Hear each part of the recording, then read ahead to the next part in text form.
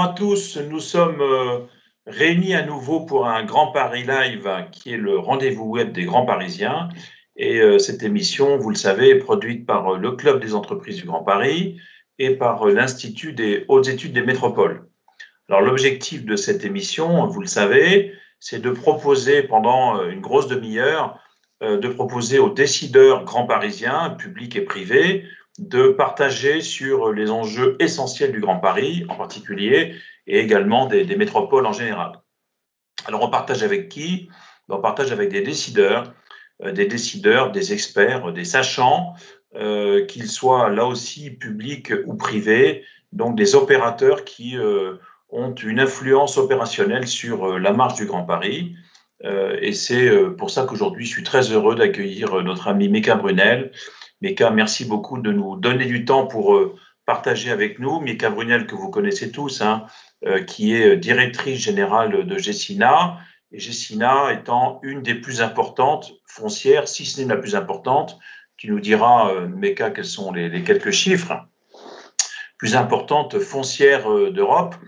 Moi, j'ai noté quelques chiffres et j'en donnerai pas beaucoup pour positionner Gecina. 1,6 million de mètres carrés de bureaux, dont à peu près 2 tiers dans Paris et l'Ouest parisien, donc le tiers restant étant ailleurs. Ça m'intéressera de savoir où ils sont. J'imagine qu'ils sont peut-être dans d'autres métropoles. Gecina, ce sont des bureaux, donc bien sûr, mais c'est aussi des logements. Je crois que c'est plus de 5 000, peut-être 6 000 logements en exploitation, avec des locataires. Et c'est au total un patrimoine important puisque c'est de l'ordre de 16 milliards d'actifs. Et une des questions que je poserai à Meka, c'est de savoir ce patrimoine, est-ce qu'il est impacté ou pas par la crise? C'est une des questions essentielles. Alors le plan de l'émission, il est très simple.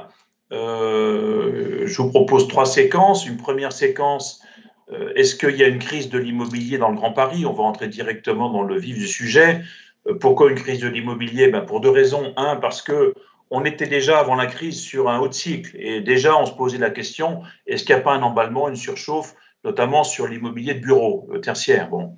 Mais du fait de la crise, est-ce qu'il n'y a pas un surajout, une accélération de cette imminence de crise éventuelle de l'immobilier? Donc ça, c'est la première question qu'on se pose tous. Hein. Meka, si tu veux bien nous donner très, très simplement ton avis sur cette question. Ensuite, évidemment, en tant que dirigeante de Gecina, il y a une question aussi qui nous intéresse, c'est comment l'entreprise en tant que telle, par son activité, mais aussi par son organisation, par sa manière de travailler, par sa raison d'être, est-ce que Gecina a subi des évolutions ou engagé des évolutions d'ordre managérial, d'ordre culturel, sur le télétravail, sur la parité, enfin sur tous les enjeux qui sont celui d'une dirigeante d'entreprise? Et puis, évidemment, pour conclure, peut-être que tu pourras nous donner, non pas des prévisions, mais peut-être des scénarios ou des réflexions pour l'avenir, parce que bien évidemment, cette crise, elle aura une fin, mais est-ce que le jour d'après sera ou pas comme le jour d'aujourd'hui ou comme le jour d'avant? C'est évidemment une question qu'on se pose tous. Alors avant de te donner la parole, je rappelle que la formule de cette émission, c'est un webinar, c'est-à-dire que vous pouvez à la fois le suivre en direct, et vous êtes très nombreux déjà à le suivre sur les réseaux sociaux, mais il y aura aussi un replay, et vous pouvez, en tout cas pour ceux qui sont inscrits, ils sont près d'une centaine, poser des questions par chat, et je sélectionnerai des questions pour pouvoir les poser à notre invité. Voilà. Alors pour lancer le débat, Meka, et je te remercie encore de nous donner du temps pour partager avec nous. Moi, je suis allé sur le site de Gecina et j'ai trouvé 2 phrases qui m'ont beaucoup intéressé. Nous croyons que nous, c'est Gecina qui parle, hein, nous croyons que la valeur d'un immeuble repose autant sur ses qualités intrinsèques que sur les expériences humaines qui s'y vivent. Et un petit peu plus loin, à propos de You First, hein, qui est une des offres dont tu nous parleras peut-être, la valeur première d'un immeuble, ce sont les expériences que vous y vivez. Alors évidemment, je crois qu'on peut tous être que d'accord avec ces 2 phrases. L'expérience humaine, c'est depuis un an, pour bon nombre d'entre nous, c'est la maladie, des difficultés, des craintes, des peurs. Donc, c'est en gros l'expérience humaine de la période, c'est la souffrance. Et quant à ce qui se vit dans les bureaux, il ne s'y vit plus grand-chose dans les bureaux parce que beaucoup de gens sont à l'extérieur en télétravail. Donc la question est assez naturelle, hein, c'est est-ce que par un effet ricochet ou un effet de cause à effet, est-ce que la crise sanitaire a généré une crise de l'immobilier? Voilà, la question est assez simple. Je ne sais pas si la réponse le sera. En tout cas, on est très curieux et je te remercie encore, Meka, de nous donner tes impressions sur ces questions. Merci beaucoup. Bonjour à toutes et à tous. Moi, je suis très honorée de participer à cette émission et merci du temps que vous me donnez pour pouvoir partager avec vous quelques réflexions qu'on pourrait avoir. Mais avant ça, mon cher Jacques, je vais rectifier quelques chiffres. D'abord, la valeur de notre patrimoine, c'est plutôt au 30 juin dernier de l'ordre de 20 milliards d'euros, un peu plus de 20 milliards d'euros, que de 16. 16, c'est la partie bureau, donc c'est un peu plus de 16 d'ailleurs. Et donc, c'est quand même un patrimoine important, essentiellement francilien à plus de 98%, très peu de présence ailleurs. Et les 2/3 de nos immeubles de bureaux sont à Paris intramuros, le reste avec la Défense, Neuilly, Croissant-Ouest, on est à 95%. Donc on est dans la partie bureau très francilien et sur la partie logement, nos 6000 logements existants, nous sommes à 2/3 dans Paris et 1/3 sur la région parisienne, la première couronne, enfin 92-78 essentiellement. Donc voilà pour les grands chiffres et entre 9 et 10 milliards de capitalisation boursière, mais ça c'est autre chose. Est-ce que ceci est une crise de l'immobilier?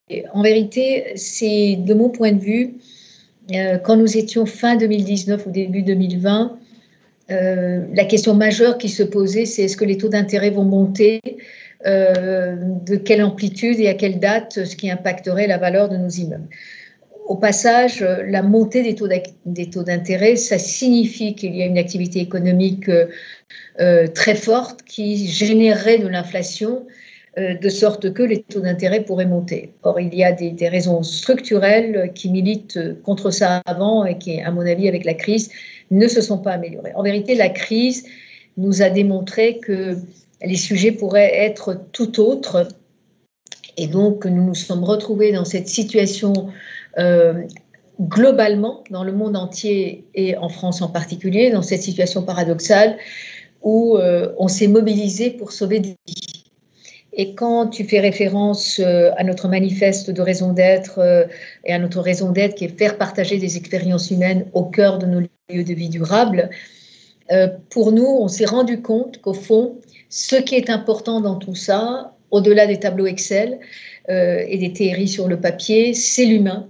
Et c'est cette expérience humaine, bonne ou mauvaise, qui fait le sel de la vie et qui fait cette capacité de vivre ensemble et de la qualité de vivre ensemble, beaucoup plus que le bien-être. Le bien-être, pour moi, c'est quelque chose qui relève du spa, de l'individuel, d'un plaisir personnel, alors que le bien-vivre ensemble devient important. Et on a vu à travers la crise à quel point ce bien-vivre ensemble est devenu clé, aussi bien vis-à-vis de nos clients, mais aussi au sein de nos familles, au sein de nos entreprises, au sein de nos cercles amicaux, etc. Et tout d'un coup, il y a eu une prise de conscience, tout en étant seul derrière nos écrans à faire quelque chose que j'aime pas du tout, des apéros Zoom ou des choses comme ça. Donc c'est une transformation de réflexion et pour moi, les crises ne créent pas les tendances, mais accélèrent les tendances. Ça fait des années que dans nos présentations au marché financier et même de façon publique, nous disons que chez Gecina qu'il y a 3 tendances lourdes au niveau mondial. La première, c'est l'urbanisation et la métropolisation autour de la mixité d'usage et des hubs de transport. La deuxième, c'est la digitalisation qui de facto va supprimer des métiers administratifs au bénéfice des métiers à valeur ajoutée et des métiers de service, donc qui transforment l'organisation du marché de travail et des métiers. Et la troisième, c'est l'urgence climatique. Ces trois tendances ont été accélérées du fait de la crise de Covid, dont on a vu la crise sanitaire pendant 2020 et la France a été remarquable dans le soutien à la fois de l'activité et à la fois des personnes. On peut reprocher des tas de choses, c'est toujours facile de réécrire l'histoire. Néanmoins, l'aide économique apportée au système à travers le chômage partiel, le prêt garanti par l'État et toute la vision et l'accompagnement de l'activité a été remarquable par rapport à tous les pays du monde, et y compris bien sûr les pays européens. Mais au-delà de ça, c'est l'humain qui a été mis en avant, c'est la protection de nos aînés. Encore une fois, on peut commettre des erreurs, mais c'est quand même cela que cela signifie. Ce n'est pas suffisant, mais ça signifie. Et on n'est pas encore dans la crise économique en général qui, évidemment, impactera tous les secteurs. Et donc, l'immobilier est un des secteurs qui pourrait être impacté dans le temps. Et on ne sait pas très bien parce que, contrairement à toutes les autres crises financières qu'on a eues par le passé, et j'en ai connu un certain nombre, cette crise-là est une crise où il y a, de façon assez, comment dirais-je, inhabituelle, pas mal de gagnants. Bien sûr, il y a des perdants, mais il y a aussi pas mal de gagnants. Et donc, il faudra probablement un peu de temps. On est encore en pleine crise, on est en pleine tempête. Et pour voir les dégâts et les conséquences, ça prendrait du temps. Mais il est certain que les entreprises qui avaient anticipé les transformations qui étaient nécessaires pour leur mode de fonctionnement, ce sont les entreprises qui vont pouvoir mieux réagir dans la période qui vient. Pour parler de Gecina en particulier, depuis mon arrivée en janvier 2017, nous avons entrepris la transformation, que ce soit digitale, organisationnelle, culturelle, et de positionnement et stratégique, bien entendu, de la société. Ce n'est pas fini. Nous l'avons poursuivi pendant la crise. Il y a encore beaucoup de travail à faire, mais nous avons pu être résilientes par rapport au système, à la crise qui est arrivée. Nous n'avons pas demandé de chômage, nous n'avons pas mis nos collaborateurs en chômage partiel, nous ne les avons pas obligés pendant le premier confinement ni à prendre des congés, ni des RTT. Nous avons payé l'intéressement et la participation comme d'habitude. Nous n'avons pas mis des contraintes sur nos collaborateurs. Nous avons donné une prime exceptionnelle, une deuxième prime Macron à l'ensemble de nos gardiens d'immeubles, les You First Managers et tous ceux qui étaient sur le terrain pour faire que cela fonctionne. Il a fallu que l'infrastructure informatique fonctionne, il a fallu que nos immeubles de bureaux vis-à-vis de nos clients continuent à fonctionner aussi. Nous avons mis en place une équipe de travail pour accompagner nos clients dès le 20 mars, donc très vite après le premier confinement, pour les accompagner. Et globalement, cette année 2020, on présentera nos résultats au mois de février, mais à mi-année, nous étions plutôt dans la bonne tendance et en octobre, nous avons même relevé, en tout cas précisé notre guidance pour l'année que nous avions suspendue en mars. Maintenant, les sujets vont être sur la table à partir de cette année 2021. Si l'économie en général ne fonctionne pas, personne n'est préservé et personne n'est sur une île déserte et toute seule, on n'est pas au sommet de la montagne quand tout s'écroule. Hein. Et pour moi, aucune classe d'actifs ne pourra être protégée indéfiniment. Il faut qu'on reste modeste et qu'on soit conscient que nous avons besoin de cette entraide et de ce travail en commun. Voilà, j'étais un peu longue, mais... Non, mais merci beaucoup de ce décor que tu nous plantes. Il y a une question qui se pose, évidemment. On sait que pendant la crise, et je pense à Paris et aussi aux autres métropoles, les, entre guillemets, petits commerces, et pas uniquement de la restauration, hein, ont eu besoin que leur loyer soit suspendu, soit réduit, etc.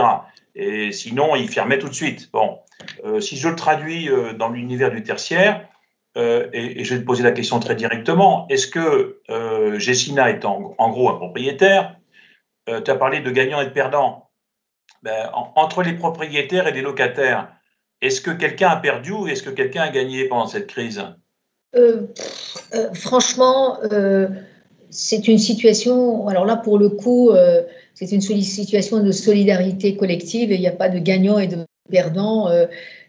Encore une fois, cette crise a montré à grande échelle qu'il n'était pas une crise économique, qu'il n'était pas une crise de taux, une crise de je ne sais pas quoi, l'importance de l'humain dans le traitement. Quand je dis qu'on a mis en place un comité d'examen de toutes les demandes et requêtes qui étaient faites par nos clients et de trouver des solutions sur mesure pour chacun, dès le 20 mars, on l'a fait en contact direct et pas en envoyant des emails ou des lettres recommandées ou des choses comme ça. Nous n'avons pas laissé la situation se détériorer.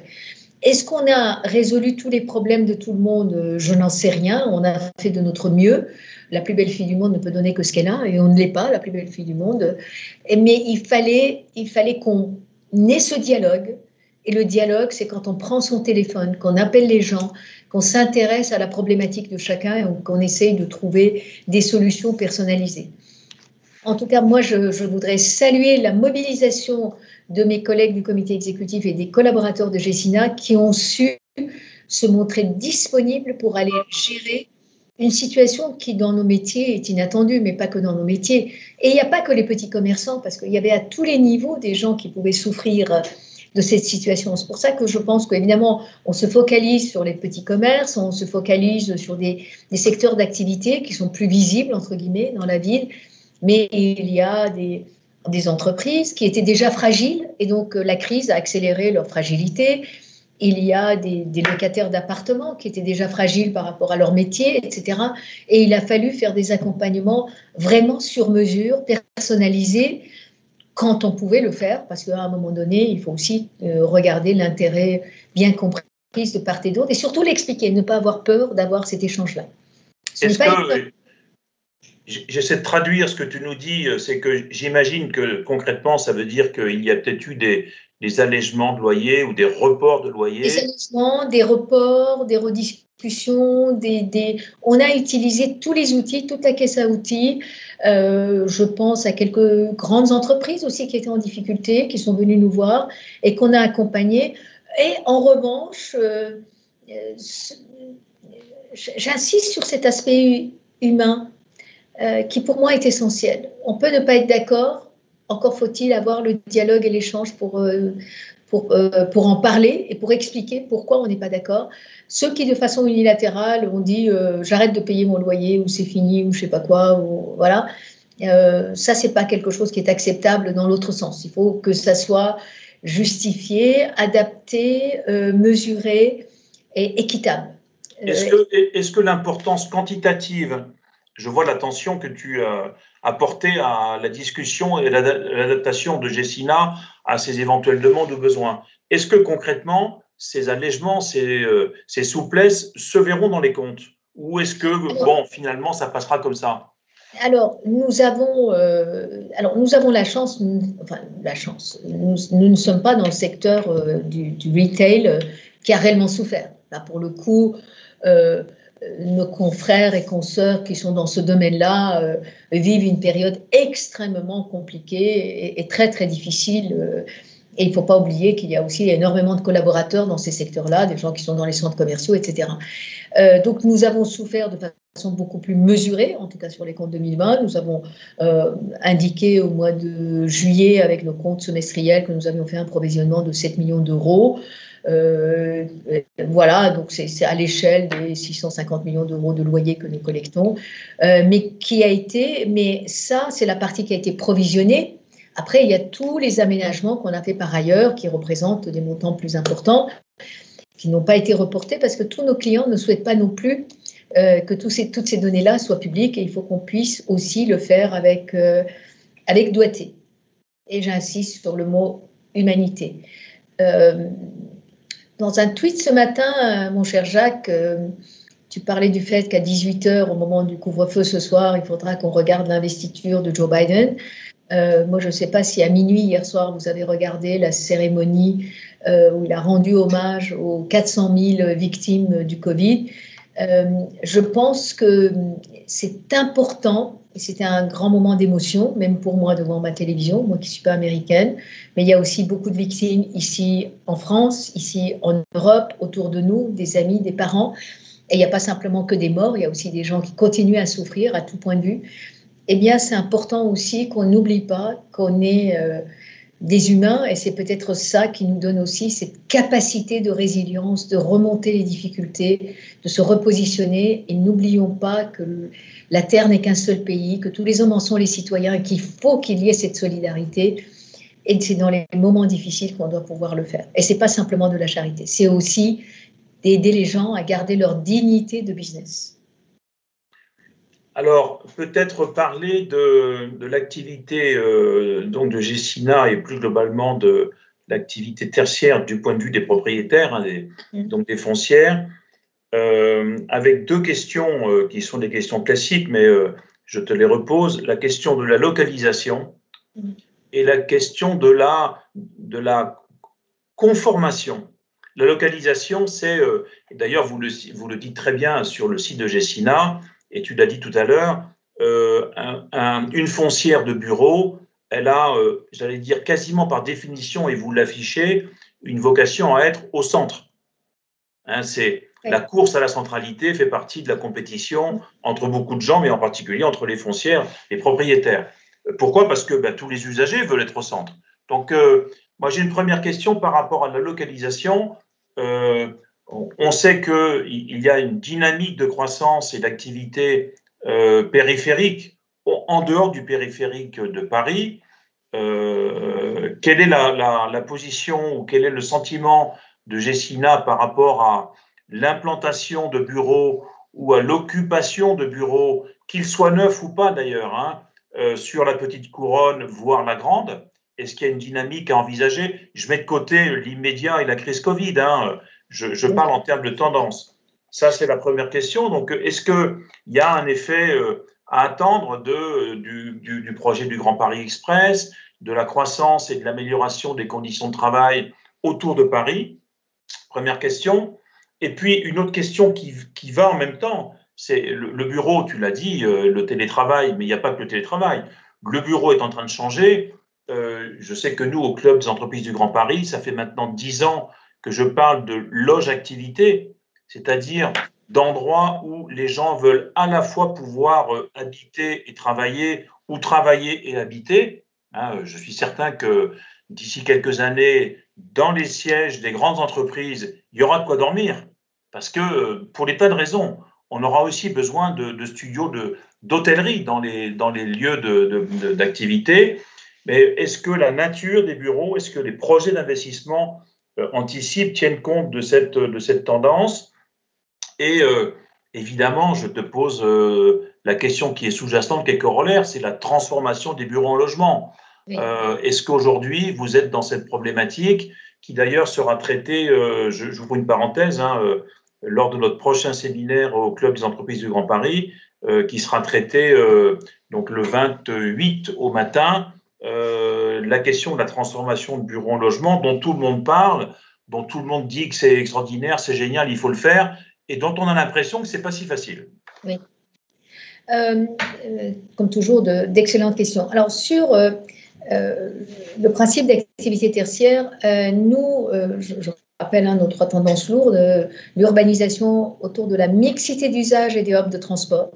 Donc, ce n'est pas forcément la centralité, ce n'est pas l'avenue des Champs-Élysées, forcément, hein, donc ce n'est pas ça. Mais c'est important qu'il y ait cette mixité d'usage. C'est important qu'on soit dans des lieux où on peut à la fois habiter, on appelle ça la ville du quart d'heure maintenant, peu importe le marketing qu'on met autour de ça, mais que ça soit à distance raisonnable et acceptable. Donc, la digitalisation qui va transformer la façon dont on va travailler et cette urgence climatique. La région parisienne, suivant les chiffres de l'ORIE, je peux me tromper, mais en gros, nous avons 57 millions à peu près de mètres carrés de bureaux. Le Grand Paris, au sens large du terme. Londres est à 38 millions, entre 38 et 40 millions. Et c'est pourtant le marché le plus dynamique globalement en Europe. On était déjà en suroffre et probablement on n'a pas toujours construit au bon endroit et probablement pas la bonne qualité. là, il faut faire très attention. Il ne faut pas construire pour construire, mais il faudra repenser la vie. Il faudra repenser la mixité d'usage. Ça, c'est vraiment très important. Et puis, il faudra penser à l'économie circulaire et à cette transformation pour ne pas continuer à impacter en gaz à effet de serre là où ce n'est pas nécessaire et autant que faire se peut, additionner la manière de faire. C'est très compliqué, on va en parler sur les transformations du bureau en logement, c'est très compliqué de le faire. Donc nous, on n'est pas, on est à la Défense, on est dans le Péri-Défense, on est à d'autres endroits, on est dans la boucle sud, etc. On n'est pas contre, mais il faut qu'il y ait cette mixité d'usage. C'est très important que les gens n'aient pas besoin de faire de la transhumance en permanence. Surtout qu'avec les outils modernes, c'est possible de travailler différemment. Alors, il faut faire très attention. Il ne faut pas s'imaginer qu'on va rester à la maison indéfiniment, qu'on va avoir les salaires parisiens en vivant ailleurs, etc. Ça ne marchera pas. Hein. Il faut quand même qu'on soit conscient de ce qui paraît intéressant aujourd'hui, les conséquences que ça peut avoir sur le long terme. Personnellement, d'ailleurs, je suis totalement contre le travail à distance de la maison. Je trouve qu'il doit y avoir un lieu sacralisé, un lieu où on pourra peut-être réfléchir, travailler, mais pas être en permanence envahi par les écrans, par des réunions, par des gens qui envahissent votre salon, qui rentrent dans votre chambre à coucher ou dans votre cuisine. Ça veut dire une pièce de plus ? Non, alors voilà, on va en parler. Alors sûrement pas, parce qu'il faut pouvoir le payer, les jobs s'ils disparaissent, comment on va faire, etc. Non, ça voudrait dire qu'il faudrait qu'il y ait des tiers-lieux équipés et des services qui permettraient d'utiliser. Nous, on est en train, alors là, je partage avec toi tout à fait l'idée de considérer, d'ailleurs ça fait encore une fois depuis des années que je le dis, et chez Gessinet en particulier, qu'il faut parler des lieux de vie. Et lieux de vie, c'est aussi les lieux de travail, de loisirs, de commerce. Alors pendant le premier confinement, tout ça c'était l'appartement, la maison, mais il faudra aussi trouver un lieu, un foyer qui serait un lieu où on pourrait échanger sur autre chose, voire même ne rien faire et réfléchir, savoir juste rêvasser. Ça c'est quand même quelque chose qu'on a perdu et ça serait tellement utile par ces temps-là, prendre du recul, prendre du champ, partager autre chose avec sa famille, etc., puisque chacun sur son écran, discutant avec des gens qui ne sont pas autour de soi. En revanche, le développement des tiers-lieux et des services de tiers-lieux et la manière, la flexibilité qu'on pourrait apporter, ça devient utile. N'oublions pas que comment dirais-je, on a pu aussi télétravailler parce que les bureaux, nos immeubles de bureaux, nous ont permis d'avoir l'infrastructure pour pouvoir le faire. Et on a des tas de sujets, notamment de confidentialité. Alors pourquoi je suis contre le télétravail de la maison ? Parce que je pense en plus que c'est quelque chose qui est antiféministe au maximum, pour des raisons probablement culturelles, parce que ça ne peut pas être que génétique. Les femmes, ont un sentiment de culpabilité, 2, sont persuadées qu'elles sont des superwoman et qu'elles peuvent être multitâches, etc. Et 3, en voulant faire, en plus en étant extrêmement exigeantes et en ayant un sentiment de culpabilité permanente, veulent faire 50 000 choses à la fois. Et à la fin de la journée, elles finissent par craquer et par s'énerver. Et tous ces messieurs autour, messieurs, vous allez nous dire, mais qu'est-ce qu'elle a ? Franchement, on ne comprend pas, elle est tranquille à la maison, etc. Mesdames, arrêtons de penser, j'en sais une, que nous sommes des superwoman. Nous ne le sommes pas. Nous ne le sommes pas. Et messieurs, ne pensez pas que nous sommes des superwoman. Vous avez toute votre place et vous pouvez partager beaucoup plus. Donc, arrêtons le multitâche et donnons des lieux, par exemple dans les immeubles d'habitation. On pourrait avoir, nous l'avons dans les immeubles des années 60, et il existait des chambres, non pas de bonnes, mais des chambres pour des jeunes filles au pair, eh bien qu'on peut transformer en des bureaux prééquipés, qu'on peut réserver avec son téléphone portable à l'heure, à la journée, etc., ou à proximité, et le soir, ou une fois que la réunion est terminée, remonter chez soi et donner les conditions de confidentialité pour pouvoir travailler. Donc, il faut vraiment qu'on travaille là-dessus. Il faut qu'on puisse préserver aussi cette vie de famille humaine, d'amitié, et le foyer au sens noble du terme. Les Anglo-Saxons appellent ça home, par opposition à house. Il faudra qu'on puisse préserver ça, mais il y a des tas de moyens qu'on pourra organiser. Maintenant, nous avons aussi, parmi les différentes difficultés que nous avons, cette capacité de travail que nous devons continuer à élaborer avec les élus. Pour la plupart, ils ont envie aussi de nous entendre, de travailler avec nous sur cette ville et la manière dont il faut programmer l'organisation de la ville. Et puis, nous devons travailler avec l'administration sur les réglementations d'ordre technique. Aujourd'hui, comme me le disait récemment Jean-Louis Missica, avec qui je bavardais, l'ancien adjoint au maire de Paris, eh bien, nous ne pouvons plus construire des haussmanniens, tout simplement. Les réglementations de sécurité, de ceci, de cela, ne permettent pas de créer la verticalité de cohabitation comme on pourrait le faire. On est tous en admiration devant l'haussmannien, on ne peut pas le faire aujourd'hui. Donc, facilitons aussi notre vie en matière de réglementation, rendons-le utile, agréable. Au fond, rendons la densification, qui est le propre des villes, vivable, agréable et abordable pour toutes sortes de chaînes de la valeur de vie urbaine. Quand Jean-Louis Missica... En l'occurrence, non seulement je suis contre le télétravail, mais je n'ai jamais rien acheté sur Amazon et je ne le ferai jamais. Très bien. Quand Jean-Louis Missica te dit que le haussmannien, avec cette mixité verticale, n'est plus possible, est-ce que ça veut dire qu'il faut... C'est un point de réglementation technique. Hein. Oui, j'ai bien compris. Est-ce qu'il faut l'interpréter comme il faut que ce soit à nouveau possible, ou est-ce qu'il faut l'interpréter comme, dans sa bouche, hein, il faut faire autre chose?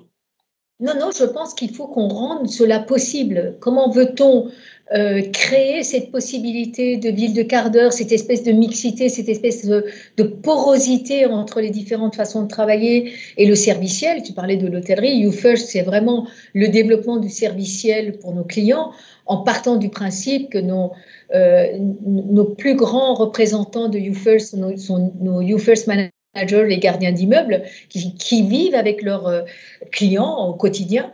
Eh bien, comment peut-on le faire si on a des réglementations qui sont complètement en silo et qui ne permettent pas de faire cohabiter ni verticalement ni horizontalement, hein, parce que quand on a le même tellement d'immeubles, peu importe, l'immeuble de bureau a ses propres règles, l'immeuble de logement a ses propres règles, l'immeuble, je ne sais pas moi, de commerce, et demain, il faudra imaginer à la logistique du dernier kilomètre, il faudra imaginer à faire de l'agriculture urbaine, il faudra créer cette mixité, cette urbanisation agréable et disponible et cette mixité. Or, les règles sont telles que ce n'est pas possible. Donc, travaillons aussi là-dessus.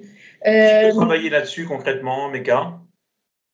Pour moi, c'est vraiment du travail transversal entre la sphère publique, c'est beaucoup de règlements.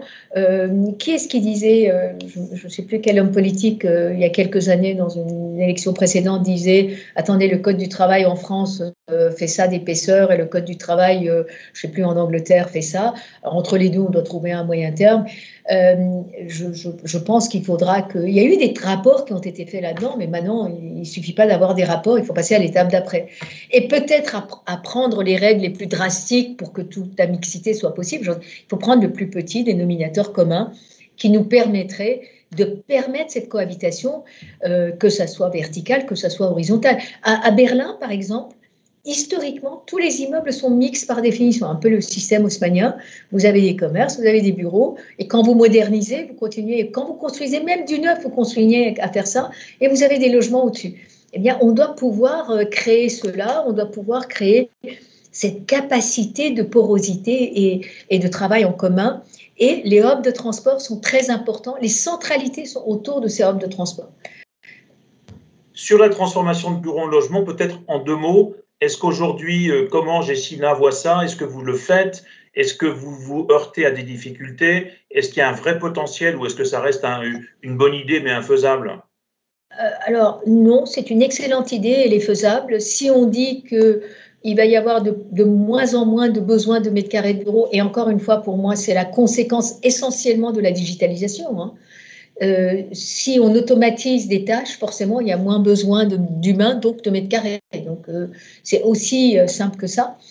et donc à grande échelle, eh bien ces mètres carrés, qu'est-ce qu'on va faire? On ne va pas en créer des ruines modernes. Qu'est-ce que vous voulez à faire visiter, d'ailleurs de façon virtuelle, puisqu'on ne peut plus faire des visites physiques.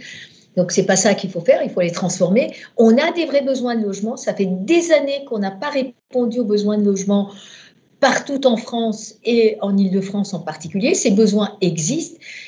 On a besoin aussi d'ouvrir le spectre des logements entre le co-living, la résidence étudiante. Je prends un exemple. Nous avons mis pendant la crise à la disposition de l'AP-HP d'une part et des femmes victimes de violences conjugales et d'ailleurs de l'hôpital Diaconès, des logements étudiants qui s'étaient vidés du fait du premier confinement.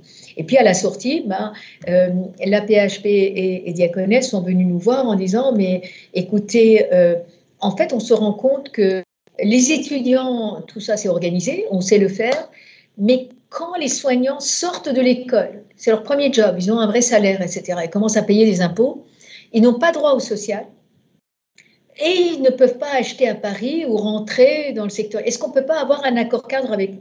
Donc, on a mis en place un accord cadre pour ces gens qui sont un peu à la frontière et qu'on a envoyé à 30 km et après on dit qu'on n'a pas de soignants ou qui vont dans le privé ou qui s'installent, qui deviennent... Donc, pour répondre à la pénurie, pour répondre à l'attractivité des talents, on voit bien que les soignants, c'est vraiment une attractivité des talents, hein, la santé devient essentielle. On doit pouvoir accompagner. Eh bien, il faudra qu'on ouvre les chakras et les réglementations et la façon de faire dans ce domaine-là. Donc, on a passé des accords, on a d'autres discussions en cours avec d'autres administrations. C'est vraiment qu'est-ce qui fait que ce lien existe. Et de l'autre côté, le co-living, vous avez 50 ans, les enfants ont grandi, sont partis, vous ne voulez plus avoir à vous occuper d'un grand appartement et vous voulez avoir des services et en même temps vivre avec d'autres gens, etc. Et en même temps avoir votre petit coin, et bien le co-living peut être aussi une réponse. Donc il faudra qu'on ouvre un peu l'hôtellerie, tout ce que dit le groupe Accor par le biais de son président Sébastien Bazin, que je salue aujourd'hui dans le fait que l'hôtellerie peut ouvrir des tas de façons de faire différentes et des tas de complémentarités. Les centres commerciaux qui sont des vrais lieux d'accueil du public. Hein. Quand on parle, hier soir, Jean-Marc Gestin, dans une conférence avec la FSIF, parlait de l'intérêt, de l'attractivité dans ces centres commerciaux qui ont entre guillemets, des footfalls, des fréquentations de millions de personnes et qui peuvent devenir une place publique, une place de collectivité. Eh bien, on doit sortir de nos rigidités. En vérité, au lieu de... Il y a deux façons de faire quand il y a des crises. Soit on se referme sur soi et chacun retourne dans son terrier, si j'ose dire, soit on dit c'est l'opportunité ou jamais de s'ouvrir. Et moi, je pense que c'est vraiment l'occasion qui nous est donnée de casser les codes, de réfléchir out of the box, de réfléchir différemment, d'ouvrir les portes et de s'entraider pour créer de nouveaux modèles d'affaires, tout en préservant en plus l'environnement et le social, la parité, etc. Il faut en faire plus de moins. Alors, je voudrais reprendre 2-3 questions, mais cas qui nous sont posées par des audits spectateurs, web spectateurs. Alors, Jacques Paquier, que je salue et qui te pose 2-3 questions. Une sur quelle est l'actualité du Conseil de développement de la métropole du Grand Paris que tu présides. Une sur l'impact du télétravail sur l'occupation des bureaux, mais tu en as parlé. Mais il précise, et c'est intéressant, considérez-vous que le lissage des horaires est une partie de la solution relatif au télétravail et au pic de fréquentation qu'il y a le matin et le soir. Et Jacques nous dit, en particulier pour les quartiers tels que la Défense, où il est vrai que le lissage des horaires est sans doute une bonne solution. Et puis enfin, une question de Georges Lakowski. Quel est votre positionnement au regard de WeWork? On a parlé des tiers-lieux. WeWork n'est pas dans une période faste, mais c'est vrai que le télétravail et les tiers-lieux sont intimement liés, mais est-ce que c'est de force inversement proportionnelle? Voilà 3 questions qui nous sont posées par des web spectateurs. Oui, alors sur le CODEV, nous, malheureusement, cette période et la balle est dans mon camp. À la suite des élections à la métropole, nous devons organiser les élections du CODEV en partant de confinement, déconfinement, en couvre-feu, c'est un peu compliqué, mais nous devons le faire d'ici le printemps prochain. Et je salue le président Ollier et on doit le faire pour pouvoir, tel que c'est prévu par les statuts, avoir une nouvelle équipe de CODEV et de nouveaux élus, y compris des gens qui sont nommés à tutti personae par le président de la MGP. Donc on met le nouveau CODEV en place. Et il y a beaucoup de sujets, mais le CODEV, dans son travail précédent, et j'ai eu l'honneur de présider cette institution et avec toi comme vice-président dans un premier temps, Jacques, et avec Philippe Pelletier maintenant, à travailler sur beaucoup de sujets de grande importance et qui montrent l'intérêt notamment des franciliens, des métropolitains pour cette ville qui doit être attractive pour notre ville, pour notre métropole dans laquelle nous vivons. Et moi, je voudrais saluer tout le travail qui a été fait au fond par les membres du CODEV pour améliorer nos réflexions dans ces domaines-là, y compris les réflexions de fond. En ce qui concerne le lissage des horaires, est-ce que c'est une solution? Je pense que de toute façon, il faudra qu'on repense l'organisation et le temps de travail. Vous savez que la transhumance actuelle est due aux écoles, essentiellement, parce qu'il faut déposer les enfants à la crèche ou à l'école à une certaine heure, les reprendre à une autre heure. Je pense que de toute façon, il faudra qu'on en profite de cette période pour aussi réfléchir à l'organisation du temps de travail, y compris dans les études, y compris dans l'école, y compris dans les activités, etc., et dans l'organisation des villes. C'est vraiment ça qui crée la transhumance. Pas qu'en France, d'une manière générale, mais au fond, ça nous permettrait de fonctionner différemment et de façon plus utile. Et je ne me souviens plus de la dernière question. La question sur WeWork. Ah, WeWork. WeWork a eu une période difficile parce que le créateur de WeWork, à un moment donné, s'est pris pour un gourou, vraiment, et il s'est mis à sortir de son métier de base qui n'était pas encore consolidé pour aller vers des tas de diversification, acheter des immeubles, faire autre chose, etc.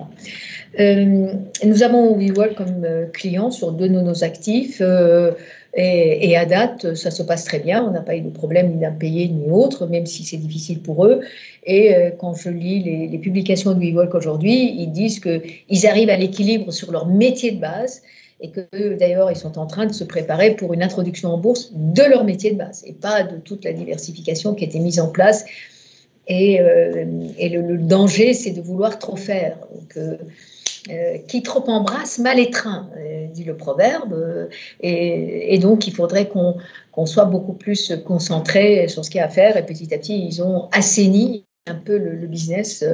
Et moi, je pense réellement à la nécessité de ces tiers-lieux.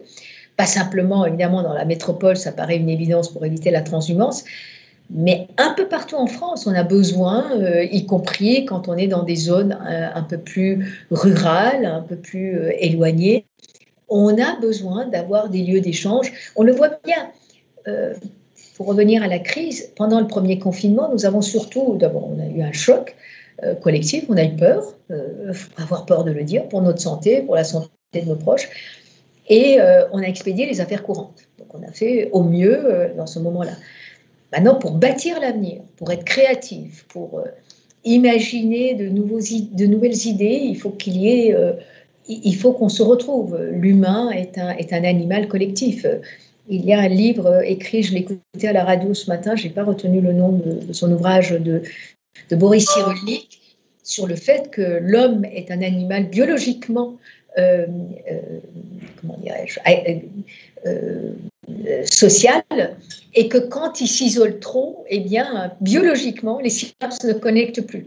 Donc c'est un vrai sujet de mode de fonctionnement de ce robot humain biosourcé que nous sommes et qu'il faudra, et pour pouvoir développer cette résilience, la résilience, c'est le résultat des stress qui permettent de mettre des couches de fonctionnement, comme le dit Cyrulnik, eh bien, il faudra qu'on retrouve cette vie sociale, ce moment de retrouvailles, ce moment où en parlant de choses et d'autres, on dit bon sang, mais c'est bien sûr, j'ai une bonne idée, ça ne peut pas se faire qu'à travers les écrans. Cyrulnik dit que l'homme est dans un environnement écologique. Voilà. Écologique, voilà. Et que en tant qu'animal, il faut qu'il puisse se nourrir, sinon les synapses ne connectent pas. Alors, voilà. Je voudrais pour terminer, Meka, évidemment te remercier, et je voudrais te poser une question peut-être plus personnelle relative à tes attaches iraniennes. Il y a ce soir, et tu as vu qu'on s'était organisé pour, attendu que tu passes sur Grand Paris Live pour introniser le futur président. Et quelle est ton idée sur les scénarios des relations entre les USA demain avec Joe Biden aux affaires et l'Iran? Qu'est-ce que l'on peut imaginer entrevoir? Est-ce que ce sera de plus en plus tendu? Je pense au nucléaire, bien sûr. Hein. Ou est-ce que tu penses qu'au contraire, le président démocrate sera plus apaisé que l'était Trump vis-à-vis de l'Iran? Je ne veux pas avoir de position politicienne parce que ce n'est pas le lieu. Il est certain que le peuple iranien, comme beaucoup de peuples, mais probablement de façon intense, souffre de cet isolement. Et d'ailleurs, il y a eu un appel hier de pays du Golfe qui disait qu'il faudrait qu'il y ait, sous l'égide des États-Unis, une conférence en y incluant l'Iran. On ne peut pas exclure un peuple multimillénaire et avec une histoire et avec une présence aussi importante dans ce point-là du monde, quel que soit l'endroit, quels que soient les peuples dont on parle. Sans faire de la politique politicienne, ce qui n'est pas mon cas et n'est pas dans ma façon de voir les choses, ça m'étonnerait que Joe Biden soit plus dans l'excitation du système que l'était Donald Trump. Je pense que quand même c'est une question de bonhomme et de façon de voir. En tout cas, il aura une façon sûrement, j'en sais rien, raisonnée et humaine. Maintenant, il est certain que plus on électrise les situations, plus on crée des extrêmes. Mais il faut aussi qu'il y ait une véritable possibilité de contrôle d'un ordre mondial qui permettrait de vérifier la réalité de mise en œuvre des choses. Et pas simplement, quand je disais tout à l'heure, la Terre n'est qu'un seul pays et tous les hommes en sont les citoyens. Le problème de chacun détenir sa bombe, c'est que qu'est-ce qu'on va faire? On va finir par s'auto-détruire globalement. C'est possible, hein. Est-ce que c'est une réelle finalité dans le monde aujourd'hui, avec 7 milliards d'habitants? Je ne sais pas, ça mériterait qu'on se pose et qu'on réfléchisse à une vision plus apaisée et plus collaborative. Nous avons un vrai enjeu, nous battre contre ce changement climatique dont les crises sanitaires, et la Covid en est une, mais avant ça on avait vu SARS-CoV-1, maintenant on voit SARS-CoV-2, il y en a d'autres, on voit les mutants, etc., est un des aspects, est un des éléments. On doit se battre, s'entre-aider contre la misère, contre la précarité des logements. Donc on a beaucoup à faire dans ce domaine-là et mettons notre énergie là-dessus. Écoute, Meka, merci beaucoup de cette ouverture parce que tu as parlé de l'humain au cœur de l'activité de la foncière des bureaux, hein, donc dans du business pur. On voit que la place de l'homme au sens large est importante pour toi. Et c'est vrai que c'est sans doute une des caractéristiques de tes idées, de tes opinions. Et en tout cas, c'est bien qu'elles puissent transparaître, moi je trouve. Voilà. Alors, merci infiniment. Je voudrais te donner 2 annonces pour les prochains Grand Paris Live. Alors, il y a un Grand Paris Live spécial qui est programmé le 27 janvier, donc c'est dans peu de temps, à 17h. Et nous organisons une grande émission spéciale autour de l'enquête que nous avons réalisée l'année dernière sur le thème « Quelle relance dans et pour le Grand Paris ?» Alors, cette enquête, nous en avons distillé les résultats, hein, vous les avez vus sur les réseaux sociaux, c'était une réponse par jour au mois de novembre et au mois de décembre. Beaucoup d'entre vous ont réagi sur les réponses, quelquefois un peu disruptives, hein, apportées par les personnes qui ont répondu à cette enquête. En gros, une centaine de dirigeants du Grand Paris ont répondu. Hein. ce qui fait un panel extraordinaire. Et donc, le 27 janvier à 17 h en visio, et il est très facile de s'inscrire et d'y participer, les résultats dévoilés avec à cette table ronde des personnalités du Grand Paris, publiques et privées. Vous verrez, je le dis entre nous, ça va dépoter. Voilà. Deuxième échéance, un Grand Paris Live plus classique, hein, qui, dans le format d'aujourd'hui, nous recevrons le 3 février à 11 h Martial Deruel, qui est le DG de Link City, qui est lui aussi un grand opérateur de l'immobilier, de l'aménagement, de l'urbanisme. Voilà, en tout cas, Mecca, merci beaucoup à la fois des informations sur l'entreprise Gecina, sur le marché, et puis sur cette vision un peu plus large qui nous a permis aussi d'approcher aussi le top of mind, hein, de Mecca Brunel. Et ça, c'est très important. Merci encore. À bientôt. Au revoir.